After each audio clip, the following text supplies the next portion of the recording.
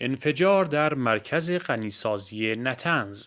هنوز از تلفات جانی و میزان خسارت‌های فنی و اقتصادی انفجار سایت هسته‌ای نطنز اطلاع چندانی در دسترس نیست، اما این انفجار آنقدر وسیع و گسترده بود که باعث تعطیلی این مرکز شده است. این بار نیز همچون گذشته چگونگی و عامل این عملیات هنوز نامعلوم است، در حالی که برخی مقامات ایران از وارد نشدن صدمه جدی به سایت غنیسازی نطنز سخن میگویند. برخی مسئولین همچون سخنگو و وزیر امور خارجه جمهوری اسلامی از انتقام و ساخت دوباره این مرکز سخن به میان آوردند. به نظر می رسد این انفجار آنقدر وسیع بوده که بنا به گفته مقامات اطلاعاتی آمریکا توانایی غنیسازی در نطنز کاملا از بین رفته و تمام سانتریفیوژها از کار افتاده‌اند.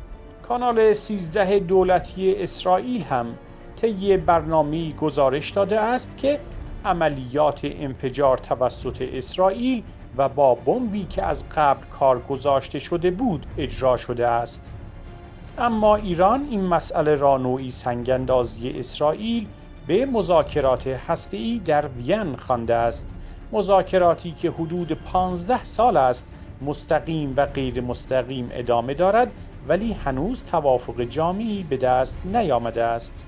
از سوی دیگر تندروها در ایران دولت حسن روحانی را به نوعی خیانت در توافقات هسته‌ای سال 2015 متهم می‌کنند. سعید جلیلی از چهره‌های شاخص نیروهای تندرو اعلام کرده است که دولت با پذیرش بند پنجم توافق هسته‌ای در 6 سال پیش عملاً زمینه حملات غربی‌ها به این سایت را فراهم کرده است، زیرا این سایت توانایی مقابله با حملات موشکی و سایبری را همانند سایت فوردو ندارد و ایران با پذیرش این توافق قبول کرده است که غنیسازی فقط در نطنز انجام شود.